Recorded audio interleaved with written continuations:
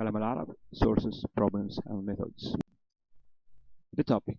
Kalām al-Arab is understood here as a bundle of dialects coinized to different degrees in spoken form, as the very term Kalām suggests, recorded from the second half of the 8th century to the first half of the 9th century, the so-called Usur al-Ihtijaj.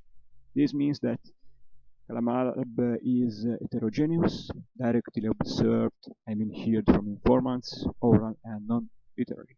It may include pre-Islamic archaisms, but evidence to this effect is doxographical and not linguistic. The same topic in context, as it is really attested.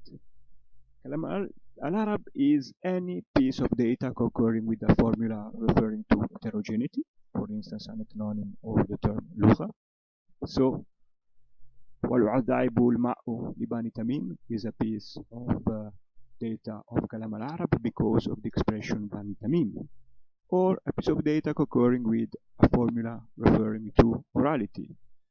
For instance, يُقَالُ أَكْلَتْ النَّاقَةِ is a piece of data from Kalām al-Arab, as it includes the formula يُقَالُ. Pieces of data of this sort must be attested in works written during Usur al-Ihtijaj. These works will be referred to as the observational corpus. Otherwise, these pieces of data are not regarded here as Kalām al-Arab. Having defined the topic, the aim of this talk revolves around a basic description of Kalām al-Arab in the form of a word list. So the aim is a proposal of methodology to scrutinize the available sources of Kalām al-Arab in the observational corpus. The lack of a fully fledged word list of Kalām al-Arab in the literature is itself indicative of the problems related to such scrutiny. These problems can be spelled out, generally speaking, in Rabin's own words. If anything has so far caused these dialects to receive little attention, it wasn't lack of importance, but the impression one gained from the available material, scattered, uncorrelated, and often contradictory. Suspect as it was. Maybe it's now time to reconsider the question, because authenticity is not proven nor disproven a priori, and because we also have new available materials from Rabin's time onward. So, if we take a word list to be a basic description of Kalām al-Arab, scrutiny of sources is precisely drawing this word list. Scrutiny of this sort consists of 4 stages, namely determination of descriptive units or lexemes, their selection, collection, and classification. But when we look at the sources, the following question arises. What sources do we have for Kalām al-Arab? In fact, we have no direct source. We have no direct attestation of it. Kalām al-Arab is mediated always by lexicography. By glossaries and dictionaries, the so-called observational corpus. Of course, we also have works that are not glossaries and dictionaries, for instance, Al-Kitab by Sibawayh and Ma'ani al-Quran by Al-Farra. But here we focus on glossaries and dictionaries, on lexicography. No direct attestation of Kalām al-Arab is a unique condition, which gives rise to several problems. The contextualized meaning of lexemes, their interspersing, an arrangement of them which is now based on their provenance and authenticity. Let's look at these problems in greater detail, and in particular from the perspective on the effect they have on scrutiny of the sources. The basic storyline then is that each problem hinders one stage of scrutiny. The method proposed here is a solution which would allow for that stage of scrutiny. So the first stage is determination. The problem is the contextualized meaning, because an attestation of Kalām al-Arab is a lexeme out of its syntagmatic context, responsible for its real meaning. So the practical effect on the scrutiny is that we have no semantic determination of this lexeme. The meaning of that lexeme is not clear. The proposed method would be polysemy. The next stage is selection. The problem here is interspersing. I mean, attestation from Kalām al-Arab are interspersed in lexicography with those from the Quran and poetry. The practical effect on scrutiny is that we have no selection criteria based on text aggregation, such as frequency and style.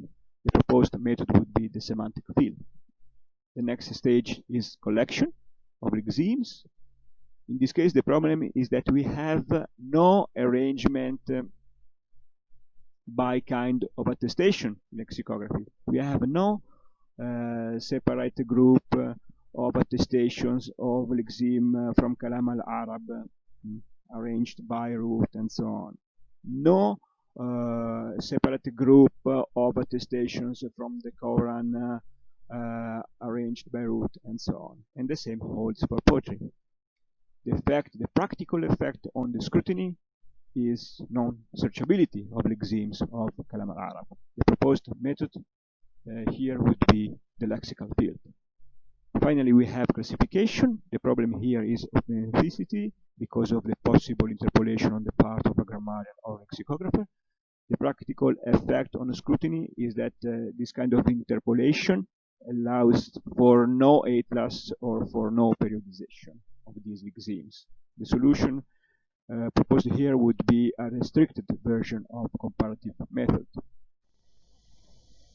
So in the first stage, we basically interpret polysemy as a set of contextual meanings extracted from the syntagmatic context and stored in the mental lexicon. In practice, polysemy replaces the syntagmatic context because polysemy is a set of traces of the syntagmatic context, as is illustrated as is illustrated by the sentences, by the English sentences on the screen. The polysemic meanings of key, a piece of metal, a list of the answers, and so on, arises from syntagmatic context. So the focus on polysemy reduces the problem of the contextualized meaning. An example of determination from Arabic is thum, also with singulative morpheme, which is not interpreted very generally as garlic, but based on the available evidence, is interpreted as a polysemic item, meaning both bulb and the pommel of azot. This is inferred from the pieces of data shown on the screen, all from the Kitab al-Ain. The stage 2 is selection. This is basically Bergstresser list, updated by Kogan, of the 50 pan-Semitic meanings. I mean meanings historically attested through all areas of Semitic languages and arranged into semantic fields. So we can notice a probable correspondence between pan-Semitic meanings and those of Kalām al-Arab due to their genealogical relationship, similar in their Sprachform, unlike Swedish list. We can also notice empirical correspondence between pan-Semitic fields and semantic fields of observational glossaries. For instance, the pan-Semitic field of Flora and Al-Asma'is and Nabat. Finally, in observational glossaries, a semantic field aggregates many lexemes of Kalām al-Arab, albeit in conjunction with Quranic and poetical lexemes, thereby reducing the problem of their interspersing. An example of selection is the pan-Semitic field in a simplified version of nutrition, made of meanings related to vegetables and to the verb eat, garlic, cucumbers, and so on.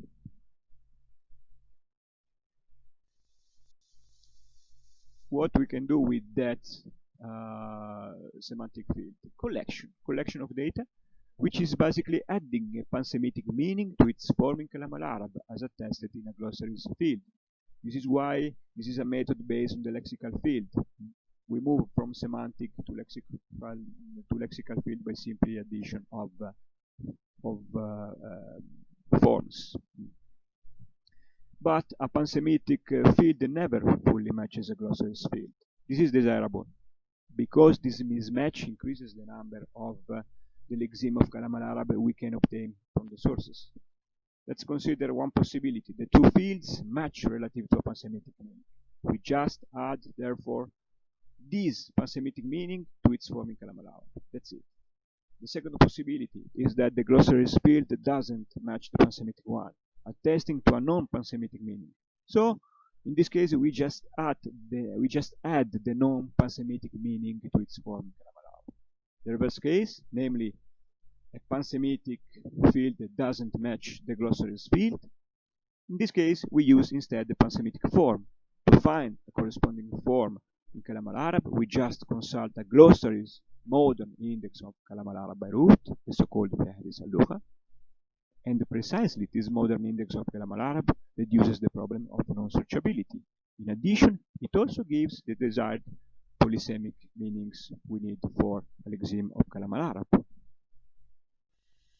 An example is on the screen. In the red circle, we find the meanings obtained through the consultation of dictionaries, whereas in blue we find the meanings obtained through the glossaries.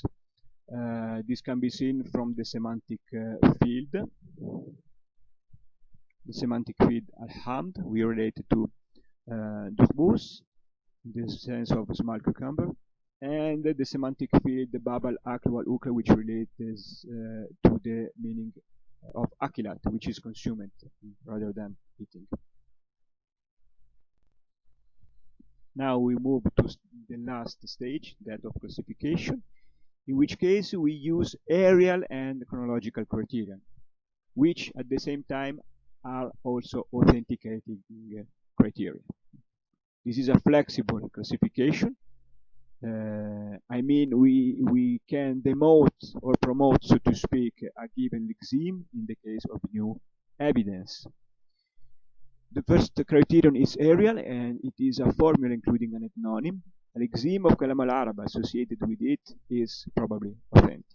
The second criterion is areal as well, and this is a formula generally referring to heterogeneity or orality. For instance, Lugha or Yuqalu. Again, a lexeme of Kalam al-Arab in this case is possibly authentic. Then we have the chronological criteria. The first is a formula including the term Jahiliya. Again, the lexeme of Kalam al-Arab is possibly authentic.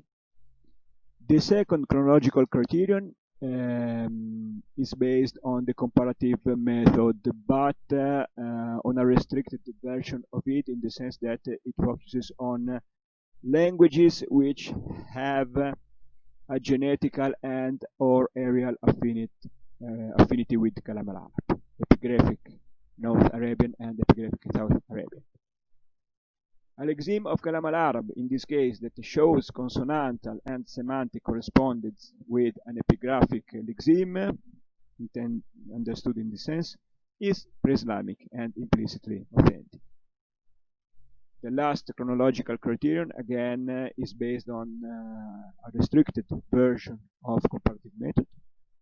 This is as follows: a broken plural attested in the Arabiya, in epigraphic North Arabian, in epigraphic South Arabian only, for instance, the triconsonantal pattern with n suffix attested in epigraphic North Arabian.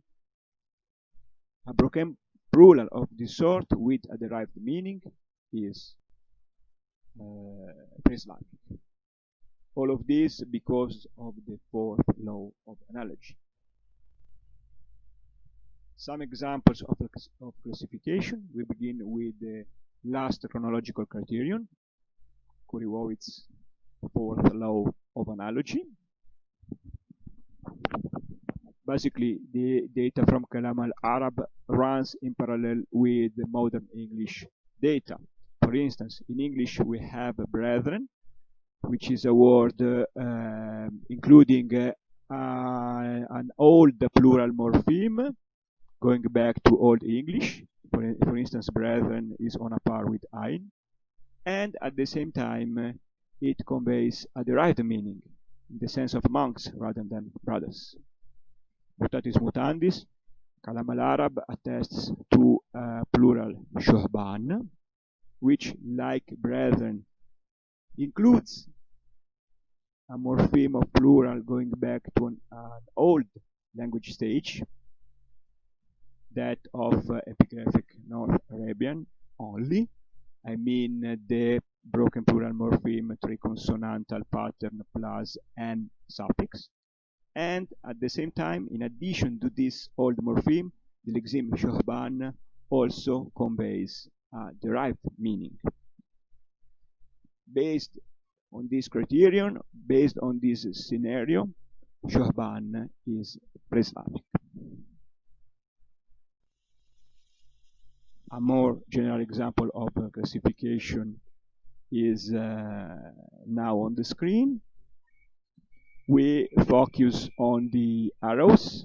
For instance, Athuma can be considered as pre-Islamic because of its corresponding form in epigraphic South Arabian. Corresponding means stricto sensu because of the presence of a T suffix in both forms. The same holds for the other item on the screen, al-Qathu. Again, please look at the red arrows. Al-Qathu qualifies as pre-Islamic because it exhibits a final glide. Like its corresponding form in epigraphic South Arabian, which exhibits a final glide as well. This in contrast with classical Arabic, which exhibits an hamza instead. Generally speaking, this scenario means that we have a chronological seriation, pre-Islamic items such as Athuma and Al-Qathu, as opposed to non-pre-Islamic lexemes, all the other lexemes on the screen. Then let's look at the green color. I mean Bani Kilab and Qais. We have here some morphemes such as Athuma and Kutha associated with an ethnonym, which give the possibility of an areal seriation based on ethnonyms rather than, strictly speaking, on areas. But more or less, they have any tribe may have a corresponding territory. Finally, we can look at the blue color on the screen, namely here. We find the lexeme al-Makala, al-Makula Akilat. Probably these lexemes, taken as a whole, bring to light traces of a passive morphology specific to Kalām al-Arab, namely Fa'ila, Maf'ul, Maf'al with short vowel. So Akila is opposed to classical Arabic Ukila, and Maf'ul, Maf'al are opposed to classical Arab Maf'ul. So the conclusions are, maybe we can think of a digital corpus of Kalām al-Arab obtained through the methodology just sketched out. Thank you for your attention.